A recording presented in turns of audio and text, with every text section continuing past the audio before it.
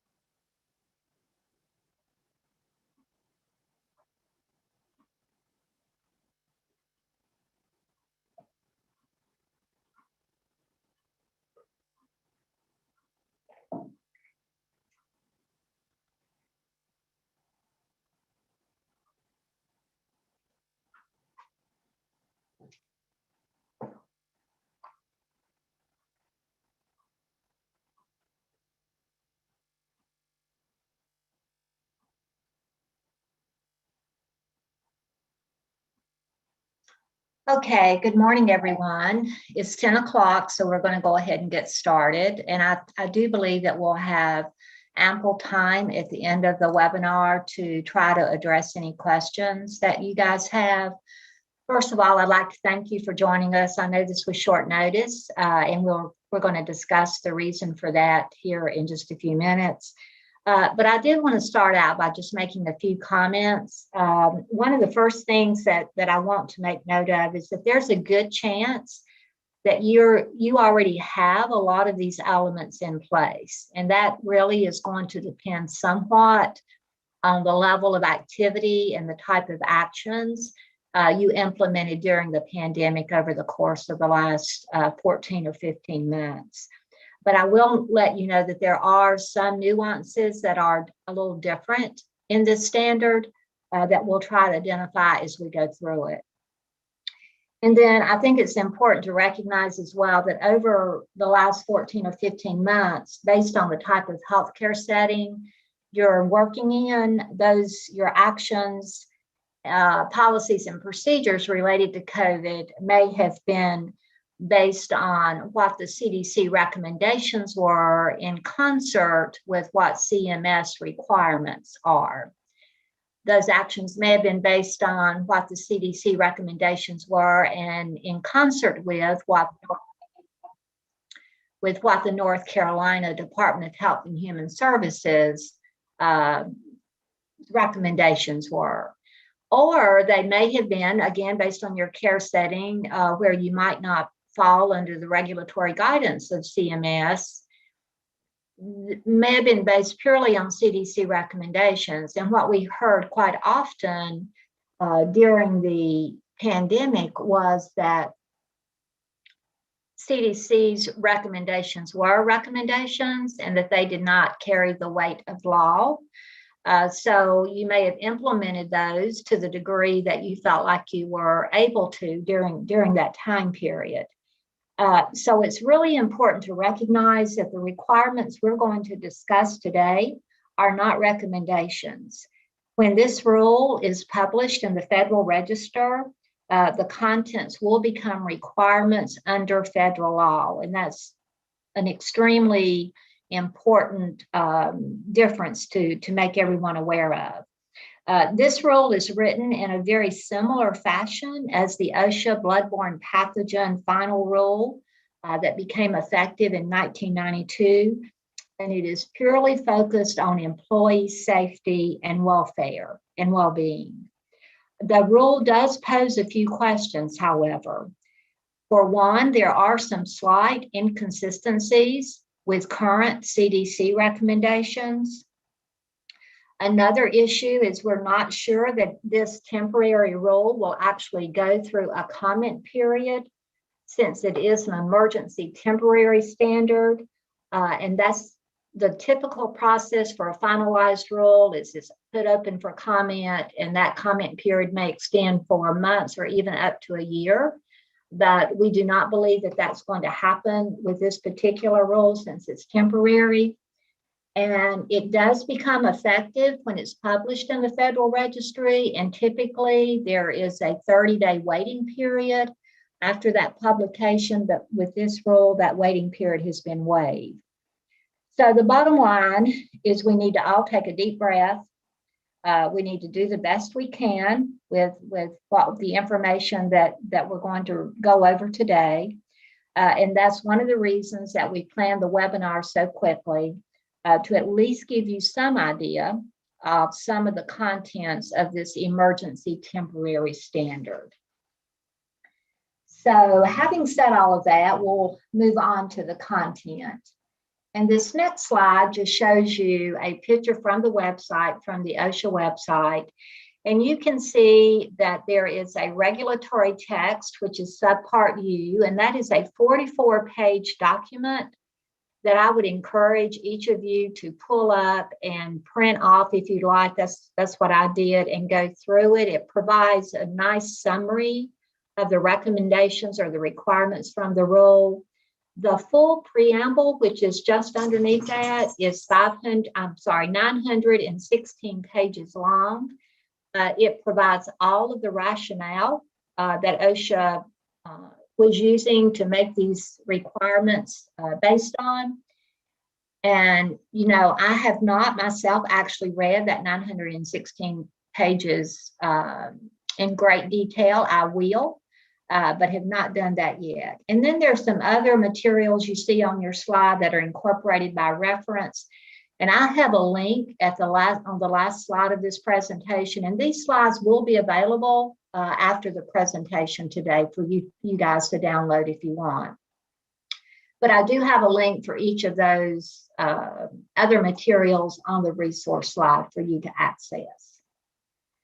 So why? You know, that question is one that several of us in my profession have asked. You know, we're 14, 15 months into the pandemic, so why would OSHA issue this emergency temporary standard now? While they do have the right to do that under federal law, they can issue an emergency temporary standard if they determine that an employee is exposed to grave danger, either from exposure to substances or agents that might be determined to be toxic. And they use that term grave danger quite often in this discussion related to COVID. They also note that for the first time in their 50-year history that OSHA faces a new hazard so grave that it has killed nearly 600,000 people in the US in barely a year. And also that the weight of that has been disproportionately carried by the healthcare and healthcare support workers. And as of May the 24th of this year, just under 500,000 healthcare workers have contracted COVID-19 and over 1,600 have died. And I think we can all agree that those numbers are probably underestimates, that information has not always been reported as well as it could have been. So those are probably underestimates to some degree. And as a result of some of this, on January the 21st of 2021, President Biden issued an executive order which declared that ensuring the health and safety of workers is a national priority and a moral imperative. And that order directed OSHA to take action to reduce the risk that workers may contract COVID-19 in the workplace. And just to let you know, there are actually 22 states that have a state OSHA plan, and North Carolina is included in one of those. To my knowledge, North Carolina has not put forward a state plan related to this emergency temporary standard. And the state plans do have to be as restrictive as the federal standard. They can actually be more restrictive, but they cannot be less. California OSHA, however, adopted precautions very similar to the ones that we're going to talk about today back in November of 2020. And those temporary standards in California apply to most of their workers that are not covered by their aerosol transmissible diseases standard. So there's at least one state that has already implemented some of these requirements. So this is the subpart U that I mentioned to you. It is really one standard with multiple sections, and within each one of those sections is the detail or the meat of what the requirements spell out. For our discussion today, we're going to look at 1910.502 and .504. The first one is the bulk of the discussion today. It talks about healthcare settings, who's covered, and all of the requirements. And then 504 discusses what they call the mini respiratory protection program. And we'll talk about that a little bit later. So as was true with the bloodborne pathogen standard, the first thing that OSHA does is they address what the scope and application is going to be related to this particular rule.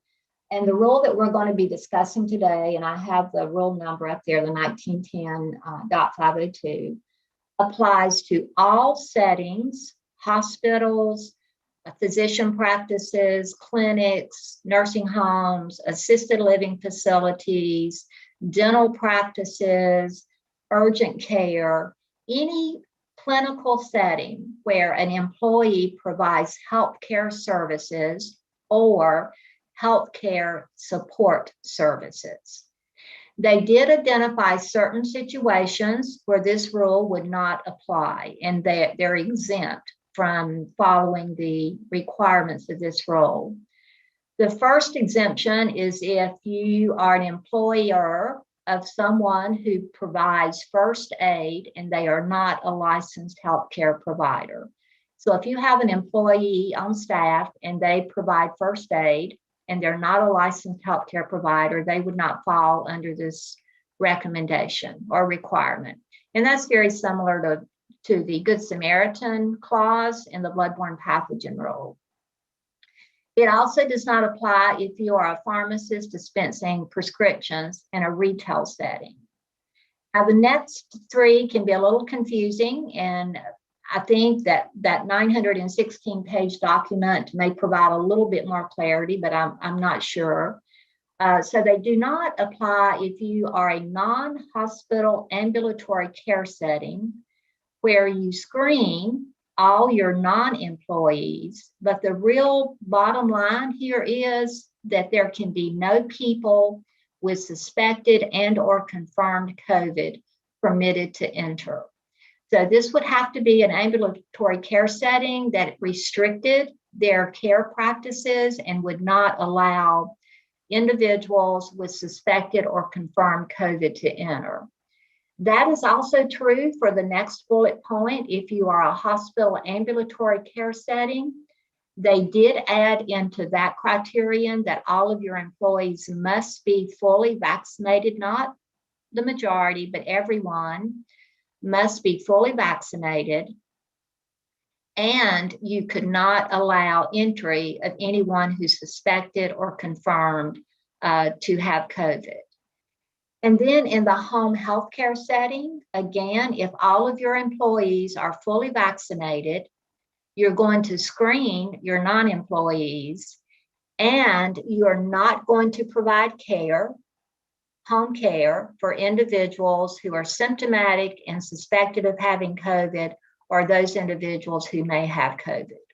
So they've really, in these exemptions, they've really taken away the risk, right? They've said if you don't allow people with suspected or COVID to enter, that's removing the risk. We know that may not be removing all the risk, because there's certainly still a lot of individuals who may be infected who are completely asymptomatic, and you would have no knowledge that they fell into that category. It also exempts healthcare support services such as off-site laundry if they're not performed in the healthcare setting. So if you're doing those services off campus or out of your healthcare setting, then that would not apply. And then, as you can see, certainly for telehealth services, these requirements would not apply. It also does not limit state or local government mandates. So those could exceed this guidance. They cannot be less than this guidance, but they can exceed what OSHA's guidance is related to exemptions. And I also added for you in one of those materials that I provided a link for you. This is a flow chart that really discusses all of that, and the link is on this slide as well. This is a little busy, and it takes a while to kind of go through it, but this is something that you could share with your leadership, or if it helped kind of tease all of these nuances out for you guys. So the next section in the rule is definition, and it's quite detailed. It has a definition for pretty much everything that you could think about. The two that I pulled out that I thought were of interest was the aerosol generating procedures, because OSHA did define what they consider to be aerosol generating procedures. I'm not going to read all of these, but of note, nebulizer treatments that have been a big topic of discussion during the pandemic are not included on this list of aerosol generating procedures. And also, you'll notice that dental procedures, they've spelled out exactly in this definition what would be included as aerosol generating procedures for dental practices. The other little thing that may be different is under healthcare services. When they define that, they included autopsies. And you can see in the aerosol generating procedure definition that they also include postmortem procedures using oscillating bone saws. So autopsies are included under healthcare services in the OSHA definition section. So the first thing, and this is no surprise to anyone, I'm sure, the first thing that they really want you to do is to develop your COVID-19 plan. And if you have multiple workplaces, like a health system, that are very similar, you can do one plan, but you need to be sure that they are customized and address the needs of each one of those individual healthcare or workplace settings. And if you have more than 10 employees, this plan must be written in a written format. You need to designate a COVID-19 safety officer, and that safety officer must be knowledgeable in infection control principles and practices. You need to identify in your plan who that individual is going to be, not by name, but by occupation. So if that person is going to be your occupational health personnel, if it's going to be your infection preventionist, if it's going to be a medical provider, then that should be included in your plan. Your plan should also include the written authority that this safety coordinator is going to have. So those are very specific things about this person that needs to be included in your plan. The next thing that you want to outline in your plan is how you've conducted a workplace-specific hazard assessment. And they go into great detail in some of the resource material about what that hazard assessment needs to be comprised of. But it also includes things like what the hazard is, how you're going to abate that hazard in a timely manner, the names and titles of the individuals who participated in the evaluation, what actions you have taken, and then how you're going to identify those high-risk areas and occupations, and then the dates when all of this is going to be completed. So there's quite a bit that they've spelled out that must be included in that workplace-specific hazard assessment process. The other thing that they want you to do for the plan is to include non-managerial input. And this can be via informal discussion with your staff. It can be documented in a committee meeting, but just some measurement to demonstrate that you have included some non-managerial staff in the input to this plan. And then, as with all plans, you need to have a process in place to monitor the effectiveness and then update the plan as needed. In this particular standard, they did not say, and it's because of, we don't know how long the standard is going to be in place because we don't know how long we're going to be dealing with COVID, right? So they don't make the point that you need to update or modify your plan annually as they do with the bloodborne pathogen standard, but they do say that you need to update it and modify it as needed. And then your policies and procedures need to include how you're minimizing the risk of transmission of COVID in your workplace. It also talks a lot about how you effectively communicate and coordinate with other employers. If you have contracted staff, agency nurses, respiratory therapy, speech therapy, any contracted person that you have in your facility, they want to be sure that you're communicating very succinctly with the employer of that contracted person. They did make note that this does not apply, to delivery people or messengers or other individuals who may simply enter your facility to drop off or to pick up an item.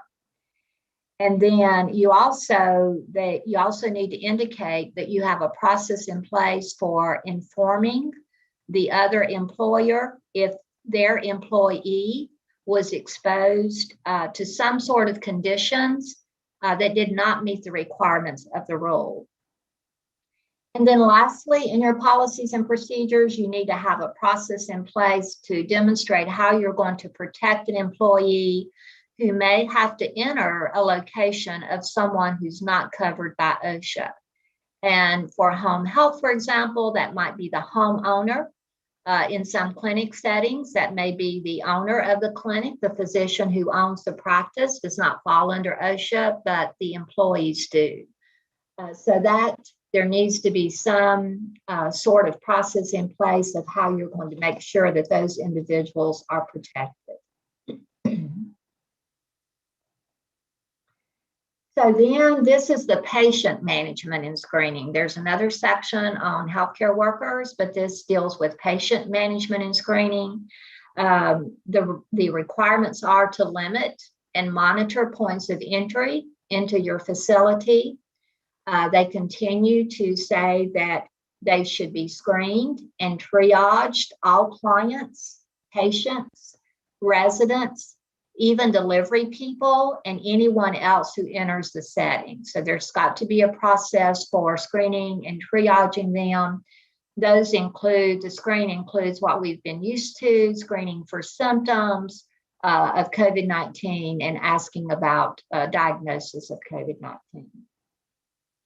And then they also include under that to implement the other strategies in accordance with the CDC's COVID-19 infection prevention and control recommendations. There's a lot of, this does also, they did make a point that that screening is not required for your EMS workers who are responding to an emergency in your facility. And then there's a large section on standard and transmission-based precautions, but I didn't include, just for time's sake, any of that information in this presentation. I think most of you are very familiar with those requirements and what they entail, but certainly we can address questions about that if we need to.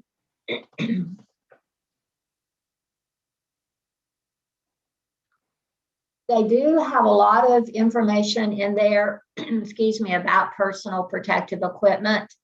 And this is one of a little bit of the inconsistencies with the requirements of the standard versus CDC's guidance.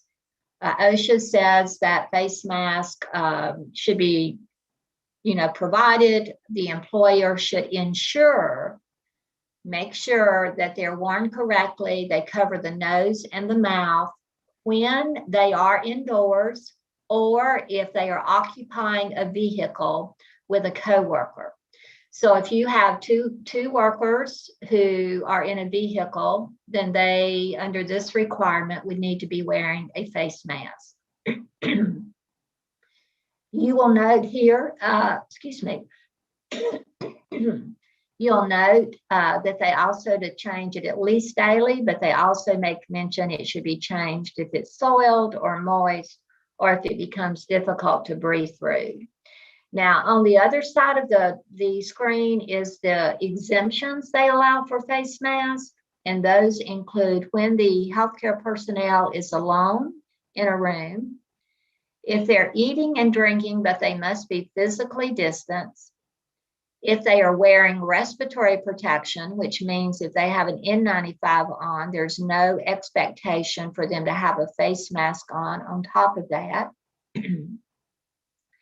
They also address when it's important to see a person's mouth. So if there's someone who's having difficulty hearing, they may do lip reading and may need to see the provider's mouth. So the face mask, there may be a face mask exception there, although they do include the face masks that have the clear covering that can be used in situations like that. They also note that they do not have to be worn if it's due to medical reasons and the person cannot wear the face mask, or if the face mask presents a hazard.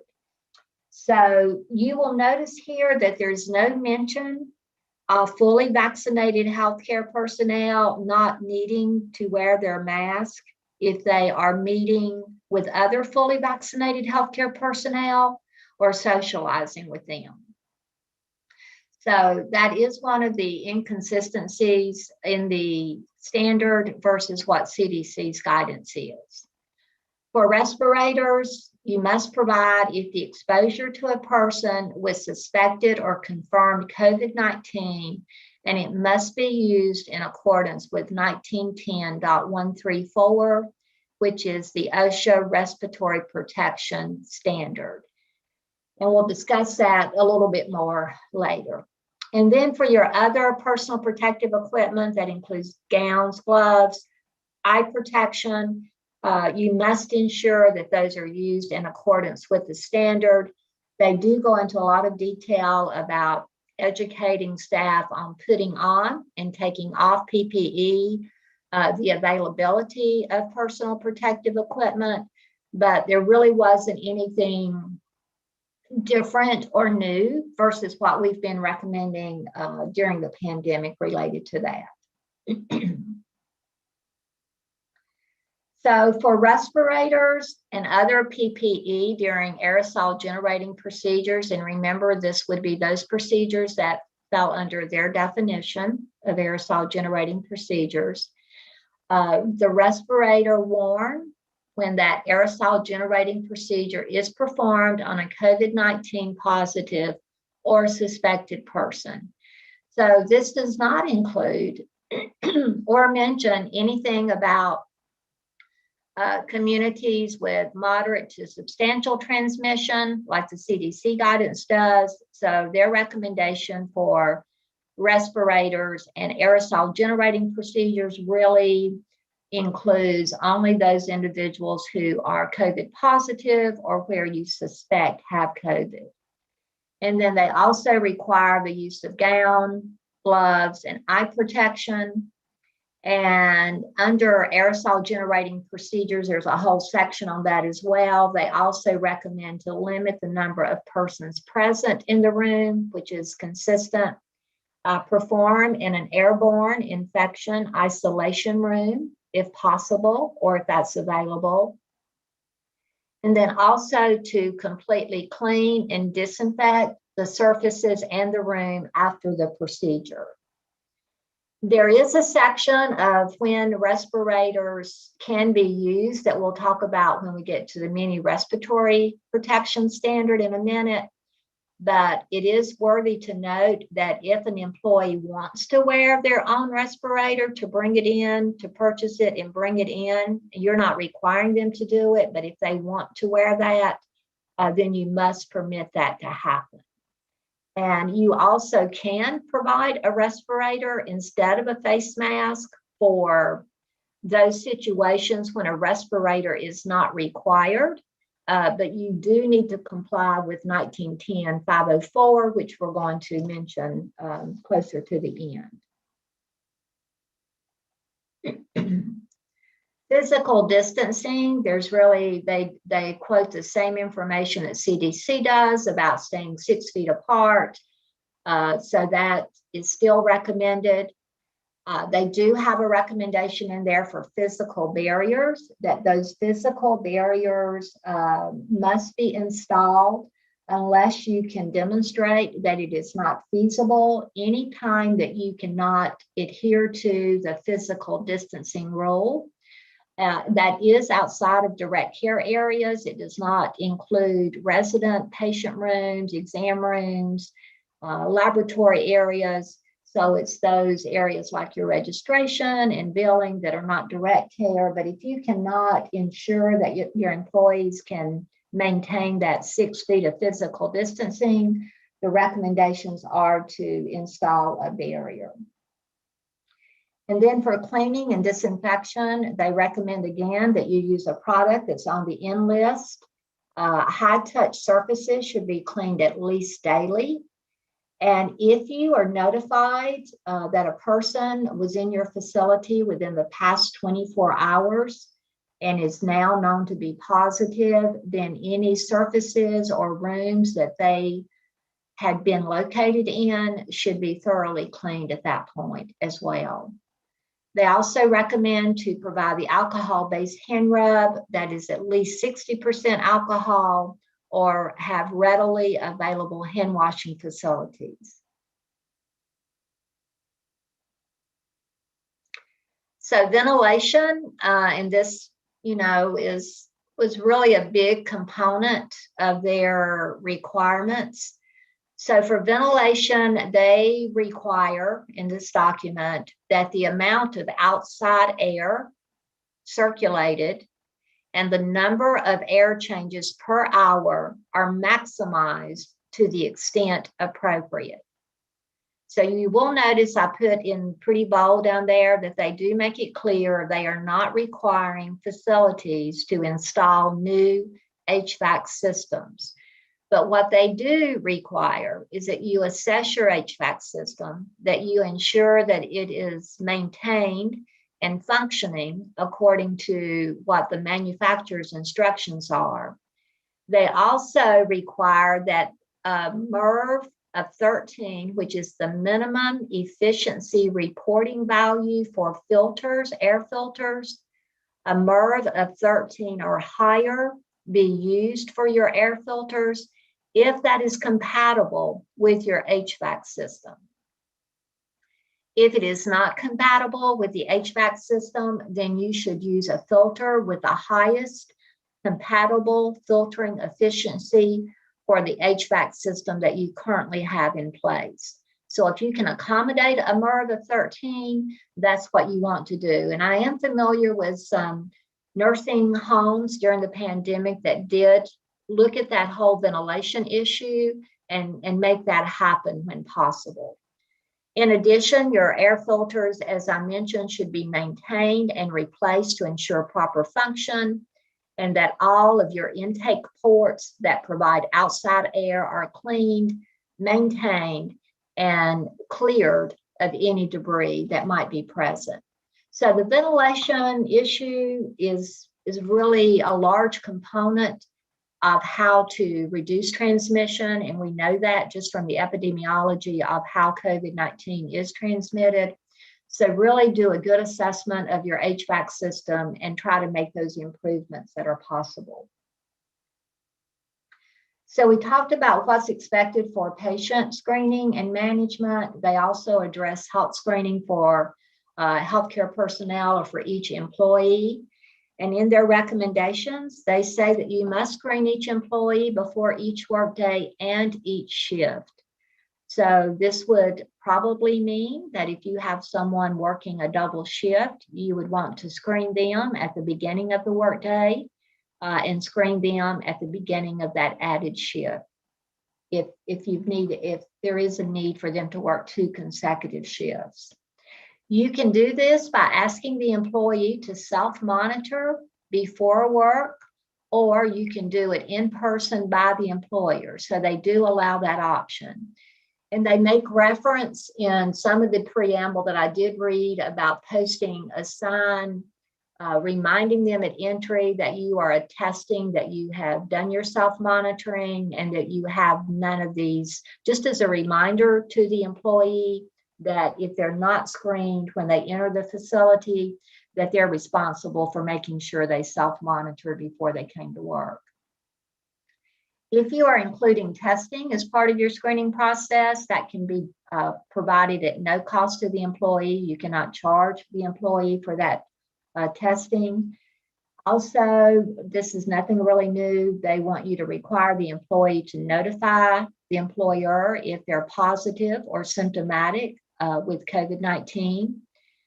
And then the employer notification to employees of COVID-19 exposure in the workplace is a little bit different than what we've talked about before, but this requires when the employer is notified that a person who has been in the workplace, and that includes your employees, your patients, residents, vendors, visitors, any other non-employee, when the employer is notified that they have been diagnosed as being positive for COVID, the employer must, within 24 hours, notify each employee who was not wearing a respirator and any other required personal protective equipment and was in close contact with that person in the workplace. And you also, within that 24 hours, would need to notify other employers if that employee who had the exposure was a contract worker. They also note that this is not triggered by the presence of a patient COVID-19 positive in a workplace where services are normally provided to suspected or confirmed COVID-19 persons. So I think an example of this would be if you are providing care for another patient or resident who is not positive, or you come into contact with a visitor who enters your facility who is not known to be positive. And then if you, within 24 hours, your employer becomes aware that that individual has been diagnosed as positive, if your employee was not, according to this standard, if that employee was not wearing a respirator and other required PPE, such as gown, gloves, and eye protection, then they were in close contact, they need to be notified that there was a potential exposure. Now, those of us who know the CDC guidance pretty well, this is a little bit different, because in CDC's guidance, they add, or they state, a face mask or a respirator. But in this particular standard, they do not provide the option for a face mask in this particular requirement, and they specifically say a respirator. If the employee was not wearing a respirator when they had contact with that individual who then turned out to be positive. This is one of those points that need a lot of clarity, at least in my mind, and hopefully some of that might be forthcoming. And then for medical removal, and this is really exclusion from work, they just call it medical removal. Clearly, if your employee is positive or symptomatic, they must be removed from work. If the exposed person is removed for 14 days, that's one option, or the quarantine time, or you can not for your positives, but for your exposed employees or symptomatic, they can be removed for 14 days, or they can be removed, tested on day 5 after the exposure. And if they're negative, they may return after 7 days. And this is consistent. CDC says that no quarantine can end prior to 7 days unless they are asymptomatic, fully vaccinated, or have recovered from COVID-19 in the past 3 months. The other point that just for that testing, that does need to be done with a PCR.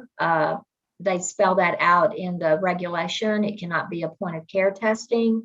For that test at day 5, it does need to be a PCR. And if the employee does refuse that test at day 5, then they need to stay out for the entire quarantine period. They also make the note that if the employer has to be removed from the workplace, the employer can still require them to work remotely or in isolation if suitable work is available. So if they can perform their job in a remote capacity, or you can isolate them from other employees, then they can continue to work. The employer has a right to have them work in that capacity. So medical removal protection, this falls under the health screening and medical management. If your employee is allowed to work remotely or in isolation, you must continue to pay them at their regular rate and have the same benefits, even if they're doing a job that may not be exactly what they were doing when they were in the workplace. They must continue to receive their regular pay and their regular benefits.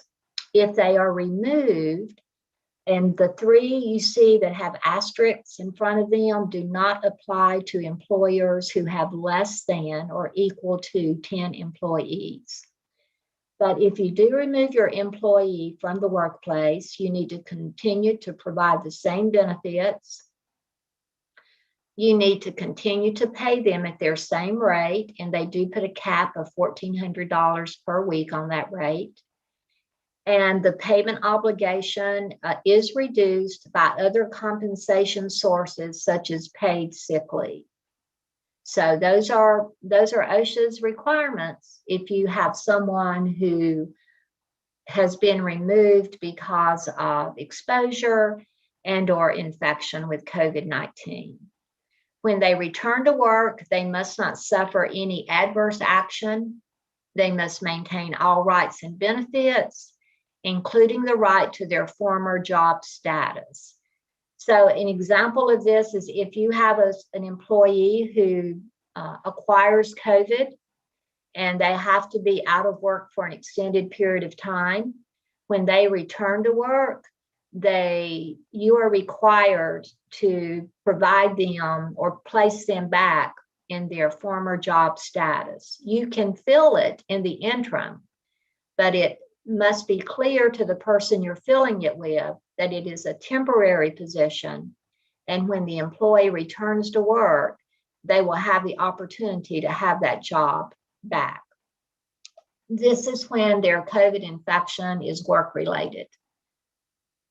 So for vaccination, they just mention that we need to support vaccination for our healthcare workers by providing reasonable time, paid leave for vaccination, and any side effects. So if they have side effects from receiving their vaccination, then they should not have to be out of work without pay. So training, just as they do in the OSHA bloodborne pathogen standard, they're very clear about what you should provide, what type of training you should provide for your employees. It should be in a language and at a literacy level that the employee understands. There's 11 topics on here that I'm not going to go through. You can see them on your screen, but it is important when you develop your COVID plan to make sure you include statements that this is the kind of education that you're going to be providing. Additional training should occur when there's any changes in the facility that affect the employee's risk of contracting COVID, like if they're assigned a new job that might put them at risk now. If you have any changes in your policies or procedures, then training should be provided after that. Again, if you have any indication that the employee did not retain understanding or skill, a good example of this would be if you observe someone putting PPE on incorrectly, then that would be an opportunity to provide that additional training. The training must be overseen and conducted by a knowledgeable person, most likely that safety coordinator who you've named in your plan. They don't say that, they just say a knowledgeable person.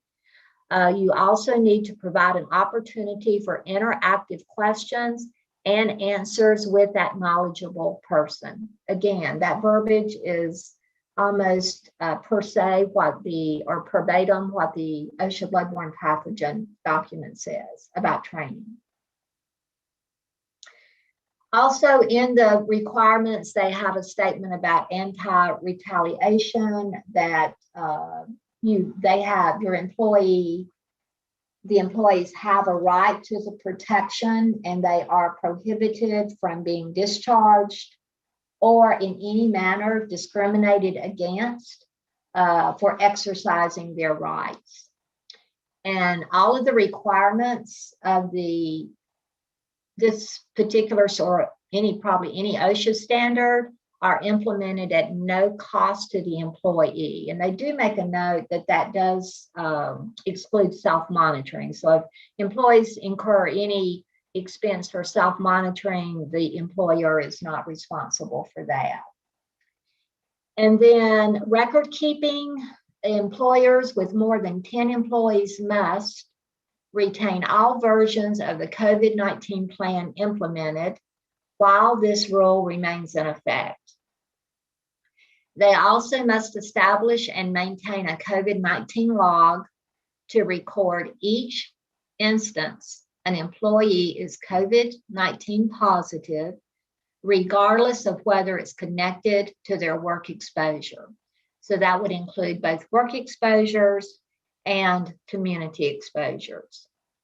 That log needs to contain their name, the employee name, a form of contact information, what their occupation is, the location of work, the date of their last day at the workplace, the date of a positive test or diagnosis, and if symptomatic, the date of their first symptom.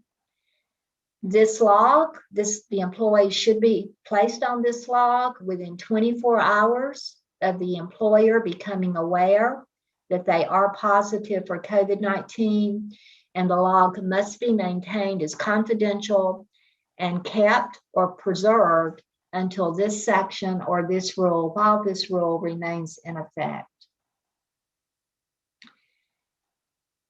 The availability, remember I said there were some new nuances. The availability of records by the end of the next business day after an employer receives a request, they must provide for examination and copying all versions of the written plan to any employee, their personal representative, and their authorized representative. So if any of your employees or those individuals ask for a copy of your COVID plan, employers must provide that by the end of the following business day. That applies also to the individual COVID-19 log entry for a particular employee, to that employee, and anyone having authorized consent. And then finally, a version of the log that removes names, contact information, and occupation must be provided to any employee, their personal representative, and their authorized representative within that, by the end of that next business day. And remember, I am only the messenger here. So there is also a requirement for reporting COVID-19 fatalities and hospitalizations to OSHA. I know those are being reported through NHSN or through the state. They do need to be required. They are required now to be reported to OSHA as well. Each work-related COVID-19 fatality within 8 hours of the employer learning about the death, and inpatient hospitalizations within 24 hours of the employer learning about the hospitalizations. You can report the fatality or the hospitalization using any of the following methods. You can call your nearest OSHA office. There is an OSHA 24-hour toll-free number that you can call that I included on the resource slide at the end. Or you can do it online by electronic submission, and I added that web link on this slide as well. When you report that, be prepared to provide the employer's business name, the name of the employee, the time and location of the work-related incident or exposure, and if known, a brief description of the incident, and the name and the contact information of the employer's designated contact person. So what are the dates for this temporary rule? The effective date for this temporary rule is when it is published in the Federal Registry. Compliance dates are all sections except for installing the physical barriers, looking at the ventilation issues, and the training. All of the other sections that we've talked about, the record keeping, the social distancing, all of that should be complied with within 14 days after publication. And then the remaining sections, you have 30 days to make sure you're compliant with those. So the next couple of slides just give you a little bit of an overview of this mini respiratory protection plan or standard. This is just a little visual of how it compares with the pre-existing respiratory protection standard. And you can see for the mini one that the user seal checks are a little different and the training might be a little bit different. And then under the other comparison, in place of the face mask when respirator is not required. They do discuss that in the mini respiratory protection plan as well. And we'll go over those couple of materials. So employees provide and use their own respirator. The employer must provide the employee with this notice that you see on your screen. And it's very similar. There's only one very minor change from this notice as compared to the Appendix D in the respiratory protection standard. So basically, it's just telling them about what respirators are. It does make note that they should keep track of their respirator so that no one else mistakenly picks it up, and then to read and follow all of the instructions. Again, but if you are allowing employees to bring and use their own respirator, you need to make sure that you make copies of this and hand it to them, have it printed off, and make sure that you've provided that information to them. And then respirators that are provided by the employer, you must do the training as outlined in the respiratory protection standard. You must ensure, this says ensure, which means you need to make sure that it happens. Each employee performs a user seal check each time the respirator is put on, including the positive pressure user seal check and the negative pressure to ensure that there's no inappropriate fitting of the respirator. They do discuss in this standard reuse of respirators, and we all know that in CDC's most recent guidance, they have provided guidance that respirators should not be reused, but in this particular standard, they do discuss reuse of respirators. And they also address discontinuing the use of respirators. The effective date of this particular 504 piece of the standard is effective on the date that it's published in the Federal Registry. So when this is published, you have no grace period to be compliant with the things that I've shared with you on these two last couple of slides. And the last slide that I have here is just a listing of all the resources for the standard, for some of the fact sheets that they have provided. They also have an F&Q website that I provided on the screen as well. And then their OSHA 24-hour hotline number for reporting fatalities or hospitalizations are included. So we have a few minutes left. I am going to stop sharing my screen.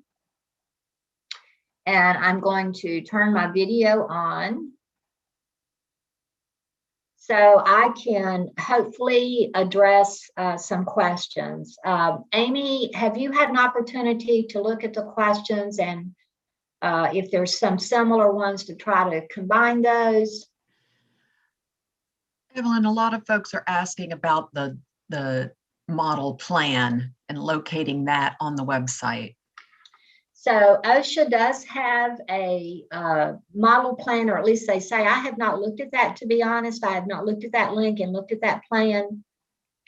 But they did note in the standard that they do have a template plan, and that link should be in some of the material or some of those links that I included on the resource slide for you.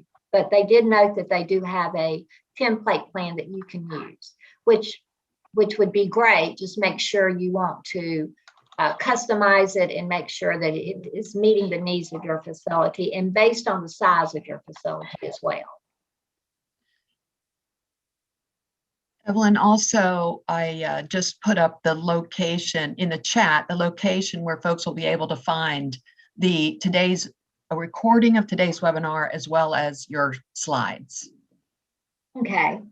And then I did see something that just popped up. I don't know if it's in the Q&A or the chat box about when does it go into effect? And that's a great question, because Typically, again, there's a comment period before these things are finalized and made final rule. I do not think that is going to happen with this standard. I think when it is published in the Federal Registry, then it will become effective.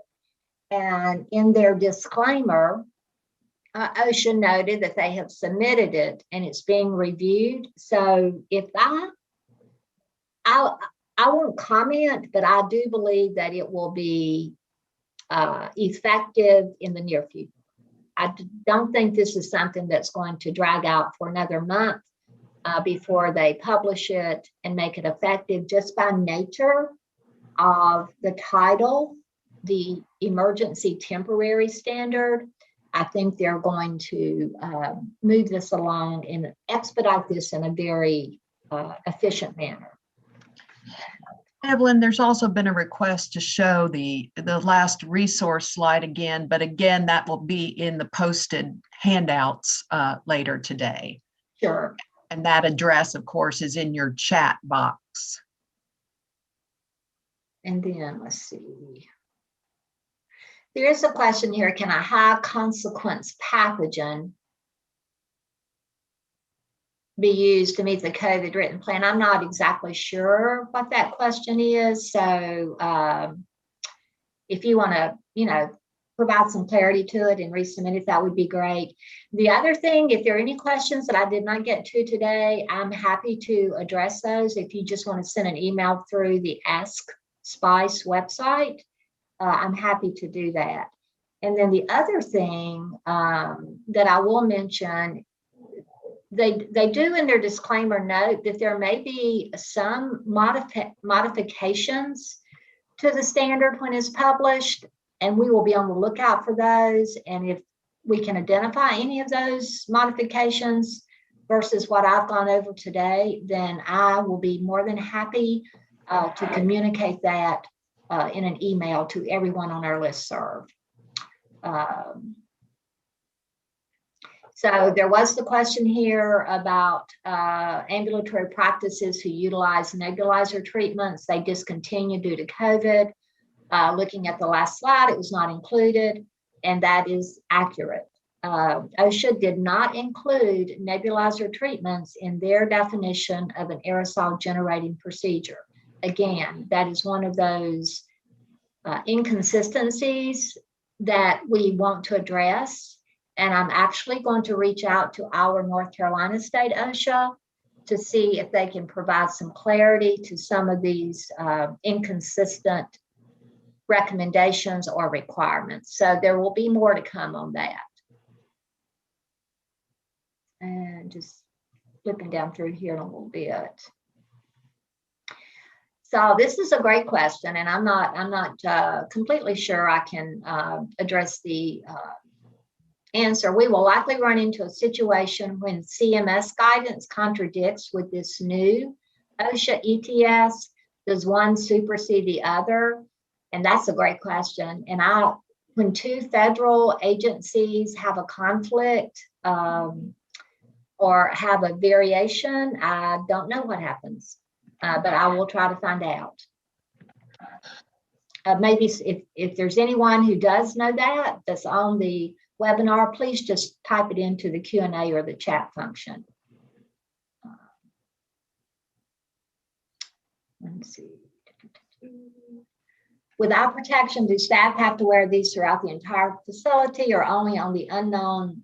I think they mean only on the known units. Oh, I guess the exposed units and the positive units. A non-COVID facility, do staff wear eye protection at all times? Just very quickly, CDC continues to recommend that if you are in a community with moderate to substantial transmission, that eye protection is included as part of your universal personal protective equipment. That issue was not addressed in the OSHA emergency temporary standard.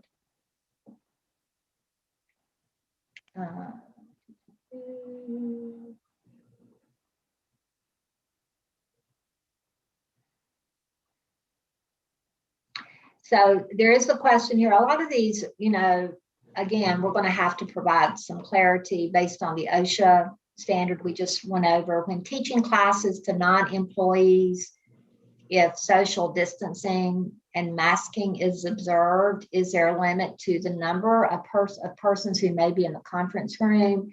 And I think I've actually misread that question, so I can answer that question. No, if you can adhere to the core infection principles of social distancing, if your room and space allows that, I'm not aware of anything that would limit the number, unless under the executive order there may be a number just for any sort of gathering. But from the guidance perspective, if you can adhere to social distancing and ensuring that they are masked.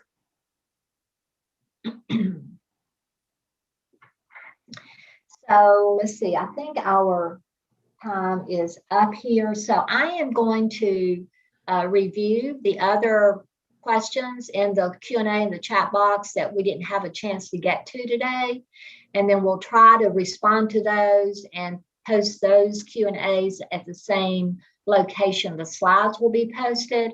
And again, if I can provide or obtain any clarity on some of the outstanding issues, I will also communicate that to the group. Thank you a lot, and I hope this was of some benefit for you guys. Thank you, Evelyn. Thank you. Amy, is there some way that we can capture these questions before we sign off? Absolutely.